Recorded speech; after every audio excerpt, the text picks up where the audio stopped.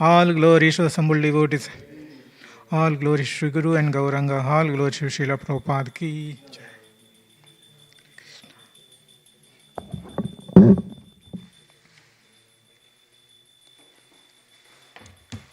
Hare Krishna. Welcome to the morning Bhagavatam class. Today we are reciting from the Canto 3, chapter 22nd, the marriage of Kardama Muni and Devahuti, and the text 26 and 27. Om Namo Bhagavate Vasudevaya. Om Namo Bhagavate Vasudevaya. Om Namo Bhagavate Vasudevaya. So please repeat with me. Amantriyatam munivaram anugnata sahanuga prataste ratamaruhya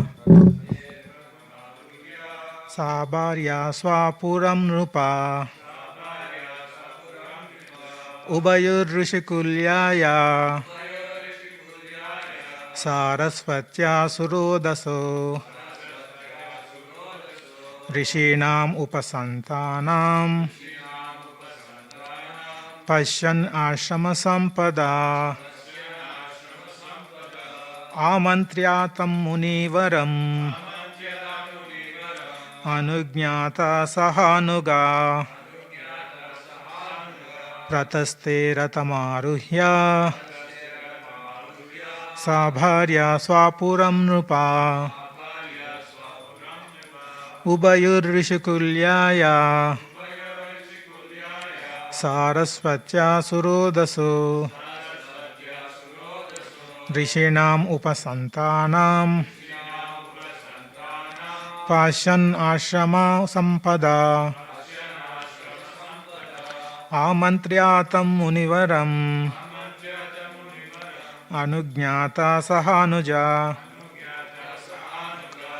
prataste ratamaruhya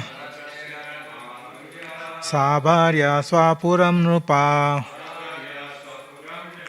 ubayor rishikulyaya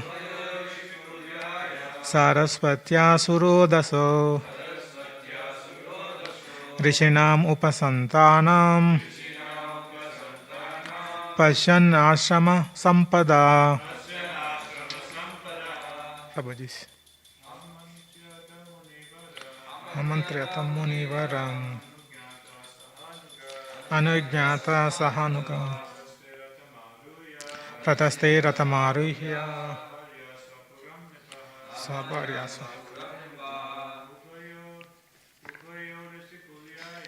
ubayor rishikulyaya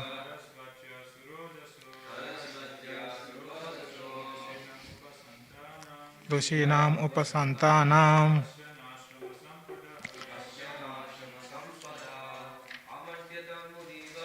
amantriyatam munivaram anugnata sahanuga prataste ratamaruhya swabharya swapuram rupa ubayor rishikulyaya sarasvatya surodaso rishinam upasantanam Pashyan atma sampada. Mataji. Amantriyatam munivaram anugnata sahanuga prataste ratamaruhya sabharya swapuram nrupa ubayor rishikulyaya Sarasvatya surodasu rishinam upasantanam Pashyan ashrama sampada amantriyatam munivaram anugnata sahanuga prataste ratamaruhya sa bharya swapuram napa ubayor rishikulyaya sarasvatya surodaso rishinam upasantanam pashan ashrama sampadam. Word to word meaning. Amantriya, taking permission to go. Tam, from him, the Kardama. Munivaram, from the best of sages. Anujñata, being permitted to live. Saha Anuga, along with his retune. Prataste, started for. Ratamaruhya, mounting his chariot. Sabharya, along with his wife. Swapuram, his own capital. Nrupa, the emperor. Ubayo, on both. Rishikulyaya, agreeable to the sages. Sarasvatya, of the river Saraswati. Surodasa, the charming banks. Rishinam, of the great sages. Upasantanam, tranquil. Pasyan, seeing. Ashrama Sampada, the prosperity of the beautiful hermitages. Translation and purport by His Divine Grace A.C. Bhaktivedanta Swami Srila Prabhupada Ki Jai. Translation. Please repeat with me. After seeking and obtaining the great sage's permission to live, after seeking and obtaining the great sage, the monarch mounted his chariot with his wife and started for his capital, followed by his retinue. Along the way, he saw the prosperity of tranquil seats, beautiful hermitages on both the charming banks of Saraswati. The river so agreeable to saintly person. Purport.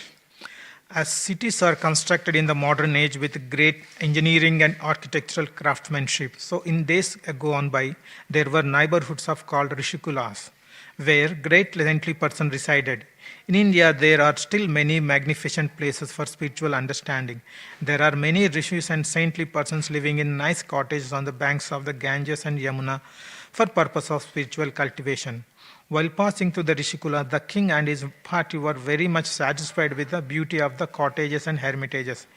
It is stated here, Pashan Ashrama Sampada. The great sages had no skyscrapers, but the hermitages were so beautiful that the king was very much pleased at the sight. So let's recite the Mangalacharan. Om Ajnanatimirandasya Jnananjanashalakaya Chakshurunmilitam Yena Tasmai Shri Gurave Namaha Shri Chaitanya Manobishtam Stapitam Yena Bhutale Swayam Rupa Kada Mahyam Datasvi Swapadantikam Vandeham Sri Guru Sri Yuta Padakamalam Sri Gurum Vaishnavamsha Sri Rupam Sakrajatam Sahagana Raghunathanvitam Tam Sajivam Sadvaitam Savadutam Parjana Saitam Krishna Chaitanya Devam Sri Radha Krishna Padam Sahagana Lalita Sri Vishakanvitamsha He Krishna Karuna Sindhu Dina Bandhu Jagatpati Gopesha Gopika Kanta Radha Kanta Namostute Tapta Kanchana Gaurangi Radhe Vrindavaneshwari Vrishabhanu Sute Devi Pranamami Hari Priye Jai Shri Krishna Chaitanya Prabhu Nityananda Shri Advaita Gadadara Shivasadi Gaura Bhaktarunda Hare Krishna Krishna Krishna Hare Hare Hare Rama Rama Rama Hare Hare Hare Krishna Krishna Krishna Hare Hare Hare Rama Rama Rama Hare Hare Hare Krishna, Krishna Krishna, Hare Hare, Hare Rama, Rama Rama, Hare Hare. Hare Krishna. Welcome once again. So we are reciting the Canto 3, Chapter 22, the pastimes between Devahuti and Kardama. So far we discussed like the Kardama Muni did tapasya in near Bindu Sarovar for 10,000 years, and then Lord Vishnu appeared. And Lord Vishnu, knowing his desires, that he wanted to get, the Kardama Muni wanted to have a marriage, so that as per his father Brahma's order, he could create progeny. So now, knowing the intention of Kardama Muni, so Lord Vishnu, he said, he made all the arrangements, and the Swayambhuva Manu is coming in few days, and Kardama Muni will have a marriage with Devahuti, who is daughter of Swayambhuva Manu. So as per Vishnu's prediction, so Lord Swayambhuva Manu came to Bindu Sarovar, met Kardama Muni. They both had a nice exchange of the discussions, like Kardama Muni glorifying Kshatriya and him giving the importance of Kshatriya responsibilities, everything. And other side, Swayambhuva Manu also praising, glorifying Kardama Muni. And finally, Swayambhuva Manu put forward the request that the daughter Devahuti is there, so requesting Kardama Muni to marry Devahuti. So Kardama Muni agreed, and finally, after all the things are completed, then Swayambhuva Manu leaving the hermitage and going back to his kingdom. So in the today's verse, that's what we are seeing. So when he's traveling back to his emperor kingdom, so he was seeing nice hermitage, then the banks of Saraswati river. It's nice and pleasant environment. By seeing that environment, king and all the party, like wife and all the soldiers, everywhere, they were very much happy and satisfied with the environment. The environment was very pleasant and very supportive for the spiritual growth. So this is what the today's verse that it was described. So before we jumping into the actual topic, so I will start with a small story. So in a small village, there is a nice Brahmana. He follow all the Brahmanical qualities, everything. He does all the daily activities and he does everything as per Brahmana's prescribed duties. And he is happy whatever money he gets, whatever income he gets, he will be staying with his family in the small village. And in the current generation, if you see, many people are migrating from villages to cities to get better job, to get more money, earn more money.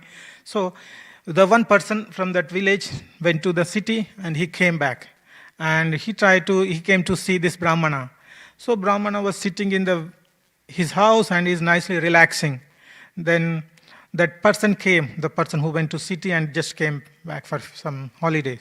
So then he was asking Brahmana, so why are you sitting and just relaxing here? You come to city, you can work hard there.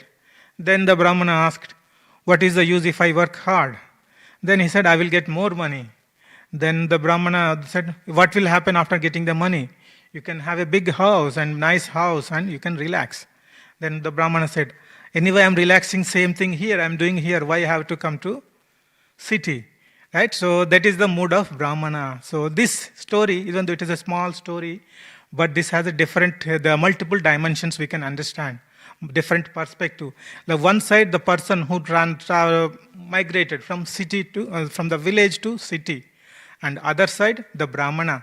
He's following all the Brahmanical qualities, duties and everything. He's fully convinced with his duties and he's not having any greediness to earn more money and all.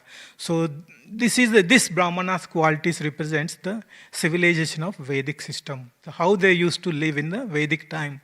So when all the Brahmanas and everyone, they strictly follow the Varnashrama. Like in the Varnashrama, Brahmana is the head. And the remaining Varnas, Kshatriya, Vaishya and Shudra, they used to follow Brahmana instructions. This was happening with a mutual cooperation between all the different Varnas. This is how the Vedic Varnashrama system, Vedic system used to be. So it's same thing, like how the cooperation happening between the various Varnas, we can see some examples as well. Like if you see the Ramayana, pastimes from Ramayana, the Vishwamitra Rishi approached Dashrath and requested that they were doing some yajna, the sages were doing a yajna and fire sacrifice in the forest. and the Rakshasas and the Asuras were disturbing. Then he requested Dasharatha to send Ram and Lakshman to kill those Asuras, and so that the sages can continue their fire sacrifice, right? So this was, and the Dasharatha, and we all know the past time. The Dasharatha was initially, he was not ready to send Ram and Lakshman because they are very young. So, but finally he agreed. So that is the responsibility of Kshatriya, to protect the Brahmanas. Similarly, when we saw, when Krishna took birth in Madura, and then later Vasudev shifted Krishna to Vrindavan. And once with Krishna shifted to Vrindavan, Nanda Maharaj celebrated the big ceremony. And what he did did charity. He invited Brahmanas and all other villagers, and he did so much charity, like cows, grains, gold, everything he donated. So this is how we can see the Kshatriyas and Brahmanas, Kshatriyas and Vaishyas taking care of Brahmanas. They don't need to worry about their bread and butter. All they do, Yajan, Patan, and the preaching. All these, the Brahmanas focus only, all and sole responsibility focus is on spreading the Vedic message and spreading the Krishna consciousness and helping everyone to progress in the spiritual part. That is their focus. But whereas other Vaishya and Kshatriya, they are taking care of Brahmana. Whatever, they don't need to worry about their bread and butter, Brahmanas. So they will focus only on their responsibilities. And now, how the sages used to reciprocate this. Like if you see in the first canto, we know this question by sages, right? So there are 80,000 sages assembled in Naimisharanya, and they were planning to do the sacrifice, fire sacrifice, for the benefit of mankind. It's not just something to get more money or anything. They wanted to do the sacrifice for the benefit of mankind.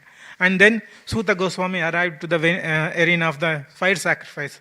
And then all these 80,000 sages were asking Suta Goswami about the first question they asked is, Pumsan Ekanta Shreyas, what is the ultimate benefit of mankind?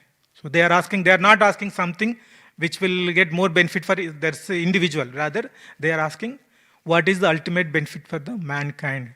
Right? So that is the question. And if you see the next, then subsequent verses, the sages were saying, the material world, the Kali Yuga is very tough, and the qualities like Manda Sumanda Matayo, Manda Bhagyo Upadrita, right? So Kali Yuga people are very dull and disturbed. They can't read all the Vedic scriptures, and they don't have a time. If they have a time, if they read, it's very hard to understand. So they were asking, what is the essence of scriptures? So in summary, they wanted to get for the benefit of all the mankind, they wanted to understand from Suta Goswami, what is the essence of all scriptures? So that if they read, they don't need to read everything. If they read little bit also, that will helpful to progress in their spiritual growth. So they were asking the question, what is the ultimate, what is the essence of all the scriptures? Because we don't have a time to read all the scriptures and understand. So on behalf of all the mankind, the sages were asking. So this is how the mutual cooperation. One side, all the sages were asking, and what is the benefit of, what is the good thing people in the Kali Yuga can do. And other side, the Kshatriyas and Vaishyas are helping the Brahmanas for their livelihood. So this is how the cooperation is happening between the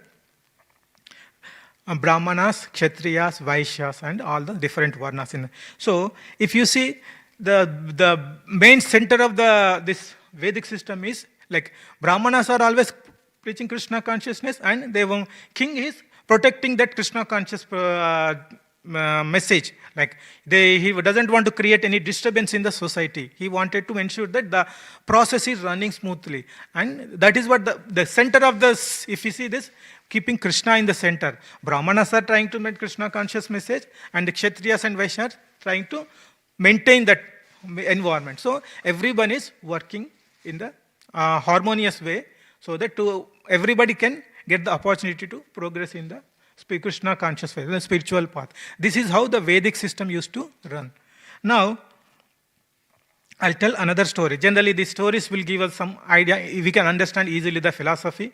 If we say philosophy, it may not go everything into our mind, but when we try to understand with some stories, it will be we can understand some of the key messages of the underlying philosophy. So the story is like there is one more businessman. He earned so much money, and then after some time, his son took the business and he asked his father to take rest. And but the father was always thinking how to get more money. Even after retirement, he was always keep on thinking how to earn more money, how he can improve his business. That was his mindset. Then the son was told his father to change his consciousness, but he was not listening. Then he engaged one philosopher, who gives us some spiritual guidance and everything to the public. So he engaged one philosopher, and the businessman and the father and the philosopher started traveling.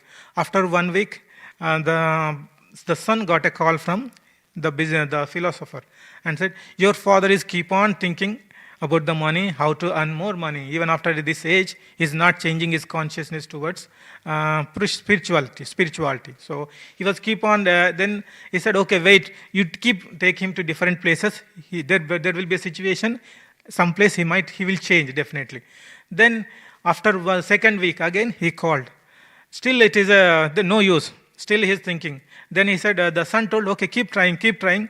Then finally, the philosopher took him to Varanasi.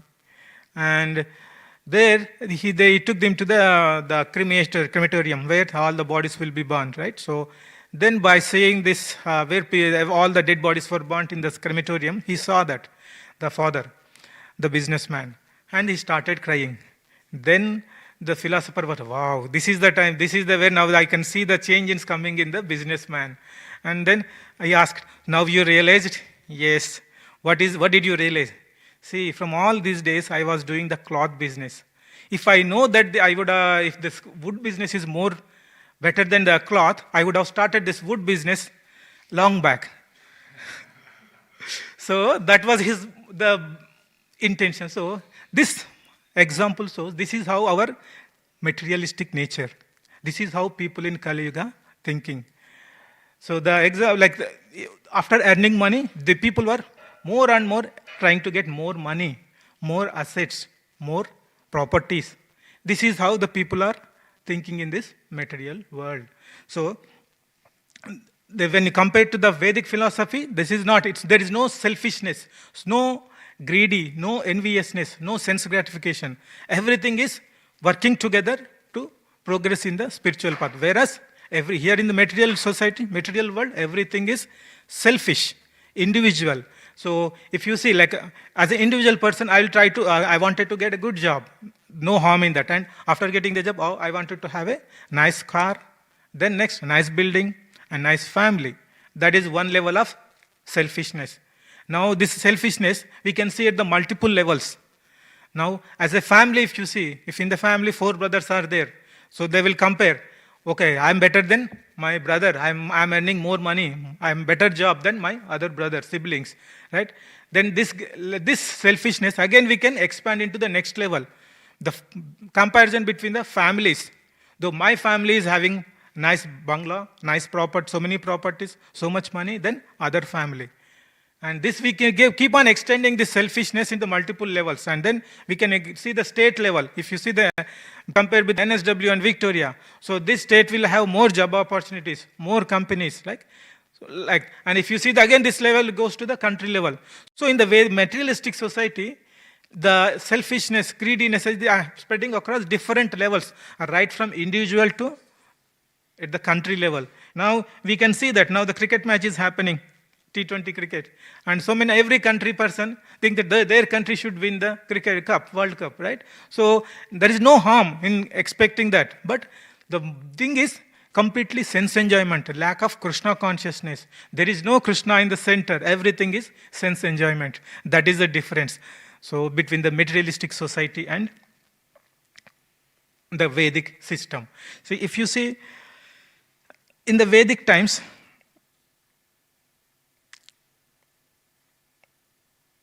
so if you see the purport, in the purport Prabhupada was mentioning, while passing to the Rishikulas, the king and his party were very much satisfied with the beauty of the cottages and hermitages. So that is what. So how the Swayambhuva Manu was satisfied because the system in the Vedic system is such that everybody is working, cooperating each other, and there is no selfishness, no enviousness. So everybody was happy working together. By seeing this, the spirituality people are enlightened with the spiritual knowledge, and everybody is working harmoniously. By seeing this situation, king was very happy. By seeing that when the environment was very sattvic, and the people are working in a mutual cooperation way. So by seeing all these things, the Kardama Muni, the Swayambhuva Manu was feeling very happy and is very satisfied with the situation. So because he is maintaining the kingdom, because he is maintaining in a Vedic way, civilized way, so that is why he is able to see this good things in the kingdom, then he is very much satisfied. But see, this is what we can see. But it's not that in the Vedics, in the olden ages, we can see that there are some instances where this kind of the way, harmonious way, is not there. But the frequency is very less. What I'm trying to say is, suppose if you see Ajamila story, but what Ajamila did, so when he was coming from back to home, he saw a prostitute embracing with other person, right? So by seeing that, he got distracted and he fell. But that is the only rare incident that used to happen in the Vedic times. But in the Kali Yuga, that is quite normal. Everywhere when we walking on the road, we could see many such things, right? So this is the difference. How there also, during that time also, such things used to happen, but it's very rare. Same thing when we see here, Swayambhuva Manu is very happy by seeing the cottage of Kardama Muni. But same thing we can see in the Vishwamitra and Vashishta. What happened? Vashishta Muni was having the Kamadhenu, and Vishwamitra once approached the sage Vashishta's ashram. And sage Vashishta, he arranged everything with the help of Kamadhenu, cow. He arranged all the nice prasadam, everything. And king thought, okay, this cow should not be with Rishi, it should be with king. Then he made all the plans. We know the past time, like how after that, what all things happened, right? So these things used to be there in Vedic society, but it's very rare, not very common. But in the current Vedic society, materialistic world, this is quite common. Not very rare, it's quite common, these things. That is how we can understand the difference between the Vedic system and our materialistic society. So lucky that Swayambhuva Manu was having the nice harmonious environment, and by seeing that, he was very happy. And I was listening one more conversation, the morning walk conversation of Srila Prabhupada. And one more devotee was asking about the Prabhupada, about the education in the current materialistic society. So and when Prabhupada was explaining, in the Vedic system, you don't need to pay any money to Brahmana. Brahmana is giving the education free. There is no, because Brahmanas, all necessities were taken care by Kshatriyas and Vaishyas. Right? So he doesn't need to worry to charge money. Only the people who did the education, they will give Guru Dakshina on their own wish. The Guru is not forcing to give the Guru Dakshina. Right? So that was the culture. It was there in a Vedic system. So obviously you don't need any money to get the good education. Same thing, the Vaishyas, and they do the Krishi Vanija Goraksha. So there's a plenty of milk, plenty of fruits, plenty of vegetables. Everything was in a huge quantity. So there was no question of paying high prices to get everything. So everything was in a reasonable way. That's why people were not trying to get more money, earning money. That consciousness was not there. But whereas in the current materialistic way, it's like even education became a big thing. Like if you see in India, you have to pay huge amount of money as a fees to get good education, right? So it became a business. So this is how we can understand the education point of view. It used to happen free in the Vedic time. Brahmana used to teach education, everything, without charging any money. But whereas in the current materialistic way, everything is costly. And not only that, this Vedic thing, people may say, you blindly follow the Vedic things. It's what is the evidence, and people will question. But if you see the Vedic scriptures, it provides complete knowledge, right? Every stage we will have come with when you go through the scriptures, this way, what is the why we have come to this material world? That is available the answer is available in our Bhagavad Gita and Bhagavatam. Then what is the ultimate aim of our life? Not just getting money and enjoying the material thing. Right? What is our ultimate aim? We know from the scriptures, right? Service to the Supreme Lord is our ultimate aim. How you can go back to Godhead? All these things are mentioned in the Vedic scripture. It's not a blind thing. All the questions were answered. Everything, what is our ultimate purpose? Everything was clearly mentioned. But those who are not reading the scripture, those who are not following this Vedic path, they will think that it's a blind follow. But in scriptures, everything it is mentioned very clearly, crystal clear. What is our ultimate aim? Why we have come to this world? What is our ultimate aim? How we can go back to Godhead? These are all things mentioned very clearly in the Vedic scriptures. So it's not a blind path. It's based on the knowledge. But whereas in the material world, people are enjoying. Like some time back we discussed about the Charvaka philosophy, right? What Charvaka says, this life is, there is nothing after death. Everything, this is only the body, you enjoy this lifetime, whatever way possible. You cheat, you bribe, whatever you do, you get money and enjoy. That is what Charvaka preaching. So everyone in the current material world, everyone is following that philosophy. Right? So nobody is having the actual proper Vedic knowledge. So this is another comparison we can see. And in Ishopanishad also, there is a first mantra. Isha vasam idam sarvam yat kinchit jagatcha jagam tena taktvena bunjita ma grada kasya swit dhanam. Tena taktvena bunjita. Right? So this is mentioned, Krishna mentioned in that. So everyone is having their quota. So, and you only accept whatever is allocated to you, right? So if you see that if you go in detail, so this material world created by Krishna, because the material world, the key elements, earth, water, fire, air, ether, this is Krishna's inferior energy. These elements are coming from Krishna's inferior energy, internal energy. And then, inferior energy. And then the jiva is marginal energy. So everything is Krishna's property. So whatever we are having here, it's Krishna is owning that. So we are not owners. So in that case, what in this mantra is saying, whatever is said by Krishna, whatever quota, whatever things Krishna is giving to us, we need to use that much. That is how we need to live in this material world.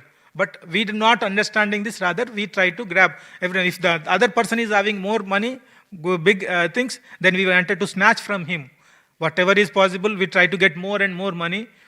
Even though we don't need it, but we still try to get more and more opulent things and money, assets, everything. So this is the principle, Ishopanishad principle. Whatever is allocated to us, whatever is sanctioned by Krishna, that much only we need to accept. We should not aspire for more things. Whatever is more than what we require, we should not anticipate. So this is another thing we have to develop in our materialistic society.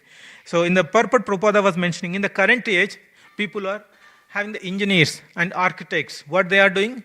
Big skyscrapers, big industries they are building. And with that, everything, the industrialization is happening. What is the ultimate aim of building all those things? Get more money. So people have to earn more money and do more things. Like everybody, company has to get more profits, individual has to get more money. That is our nature, right? So people are building all the engineers and architects, all the engineering things, branches, assisting people to achieve this goal, earning more money, whether it's a company or individual. But in the previous ages, these Rishikulas, the sages were there. What is their aim? Like how we are having engineers and architects, previously the sages were there. But their motive is to help people to progress in the spiritual path, not to get more money. So these are all the various comparisons we can see between the Vedic society and in the current materialistic society. People may think that even Vedic civilization is very backward. Nothing is there. Like, see, here in a materialistic world, we have big buildings, and people are going to the space. Many things are happening. But if you see in Vedic society, if in a previous few verses back we saw Kardama Muni, when Devahuti was playing on the building, he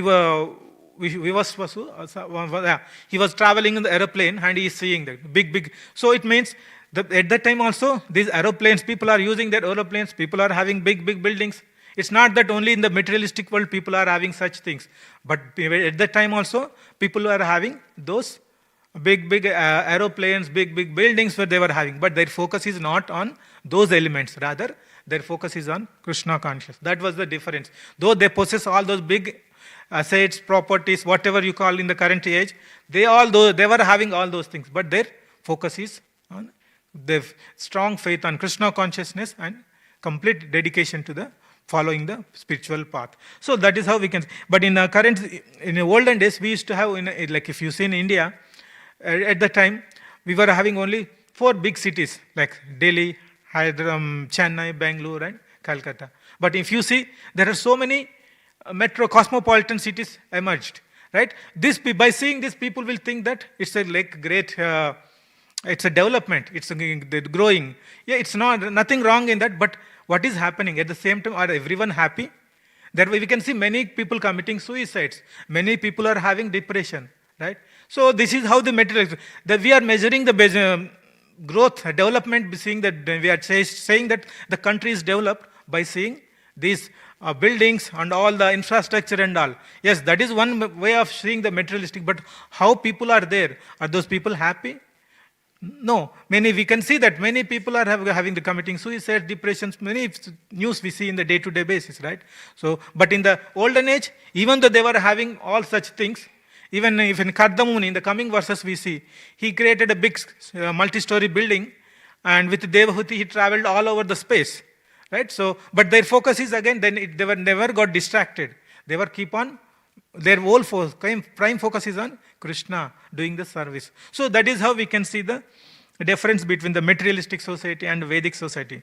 Now, the one more thing is, like if you see the Kardamuni's hermitage, it's very nice and conducive. The atmosphere is very conducive to the spiritual growth. But in the current age, we are very less, we can't, in the cities particularly, it is very difficult because the tranquility environment, the peaceful environment, it's very hard to get it in the materialistic city, the current age in the cities and towns, because so many big buildings, all the cars and everything moving every time, so much noise, that will not help us to focus on our spirituality, right? But we cannot ignore that. We cannot see, if you are going for a job on a day-to-day basis, every day you are going to job, but if suddenly rain comes, continuously raining for 1 week, or if it is very hot, the temperature is 45 to 50 degrees, and you can't say that, okay, because the weather is not supportive, I can't go to work. Then who will be the loser?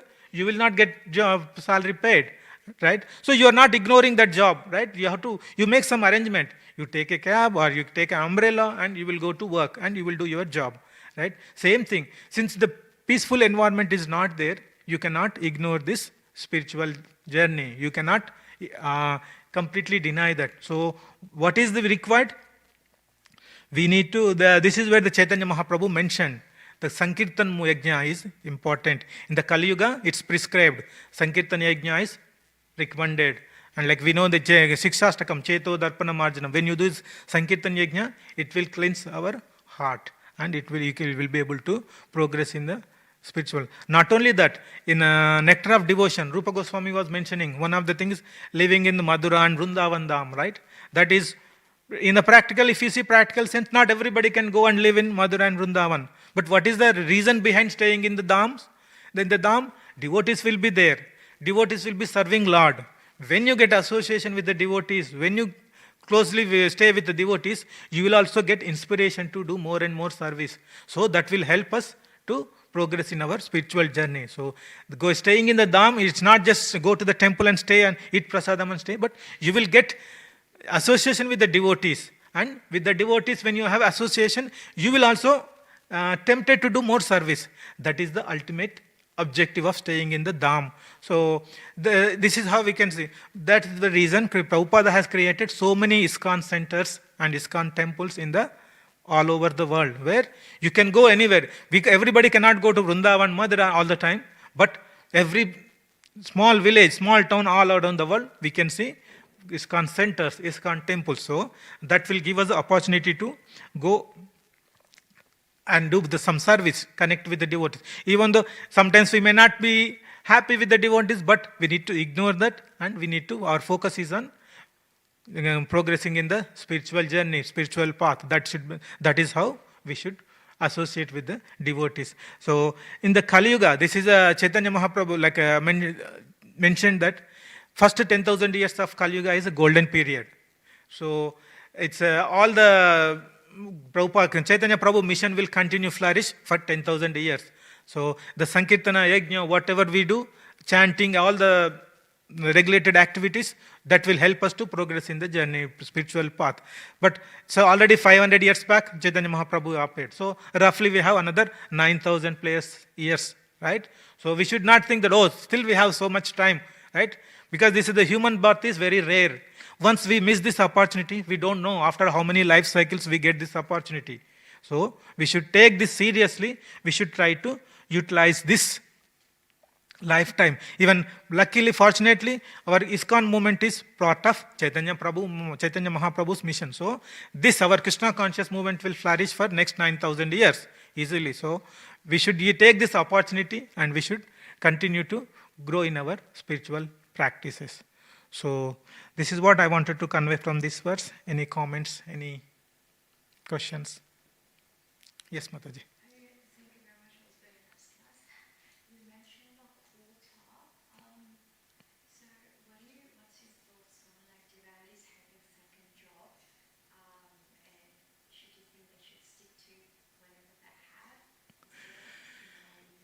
See, yeah. So, what question is? People sometimes people are based on the Ishopanit Tena Taktvena Bunjita verse. You are asking if going for a second job is not a good thing or not, right? Yeah. So, see, it all. If see, Mataji, it's individual people's requirement. So, if the people are need money, then you can go it. But one thing, what like in Prabhupada, many cases mentioned, if you are earning something, give some amount of this thing, money for donate for Krishna, right? Either 50% or 20%, whatever. So the some money we have to use for Krishna consciousness. That is one thing. And second thing, what is your intention? Is your intention to earn more money and something, is it greedy nature, or is it your family required doing the job? So that will decide. It's vary from person to person. But if the person is in need of money, some required for some valid reason, you need money, there is no harm. So, but whatever your second job money also, it's part of your quota, you can think. But just for the sake of getting more money, to accumulate wealth, to accumulate assets, and working hard, ignoring your spiritual practices, that is not. That is how we can say that. Yeah. Yes. Grantara Srimad Bhagavatam ki jai. Gaura Bhakta Vrinda ki jai.